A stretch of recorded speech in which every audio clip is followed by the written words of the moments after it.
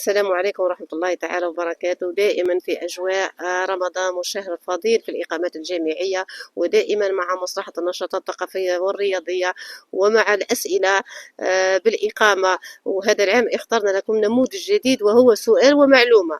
معنا الطالبة، تفضلي الاسم. بسط دعاء. شعبة. شعبة علوم التسيير. السؤال كالتالي: هل يجوز للمسافر الصيام في شهر رمضان؟ تفضل. يجوز للمسافر الفطر في رمضان إذا كان السفر يشق عليه الصيام، ثم يجب عليه قضاء الأيام التي أفطرها بعد العودة. قال تعالى: ومن كان مريضا أو على سفر فعدة من أيام أخرى. نشكر الطالبة على هذه المعلومة.